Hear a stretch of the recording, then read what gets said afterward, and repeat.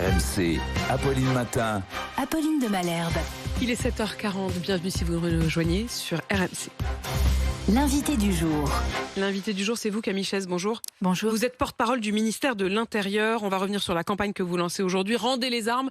Voilà ce que vous dites aux Français. Mais d'abord, cette révélation de la matinale sur RMC hier. Un homme en situation irrégulière qui avait été mis en examen et écroué après avoir commis un viol sur une jeune femme à l'hôpital Cochin où il s'était fait passer pour un patient. Cet homme, on le découvre, faisait l'objet de 3 OQTF, les fameuses obligations de quitter le territoire. 3 OQTF sous 3 identités différentes. En fait, le mot obligation n'a pas vraiment de sens. Pourquoi ça ne marche pas, ces OQTF ? Alors ça ne marche pas dans la plupart des cas. Effectivement, dans 20% des cas, on arrive à éloigner les personnes.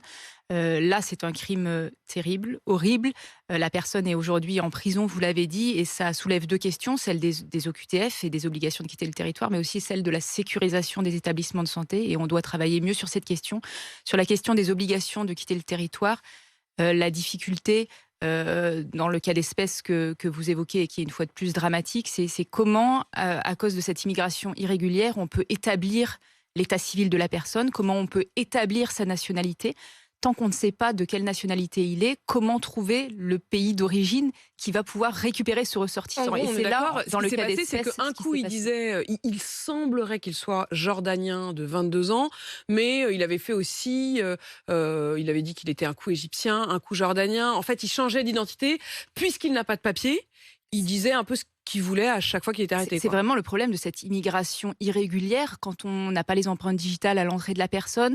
Comment retrouver son pays d'origine et comment le faire accepter par ce pays d'origine. Et là, ça envoie à la question aussi des laissez-passer consulaires. Pour renvoyer la personne dans son pays d'origine, il faut que le pays d'origine l'accepte. Donc, il faut savoir quel pays il est. Et quand 2, on n'a pas l'état civil, civil, c'est beaucoup plus compliqué.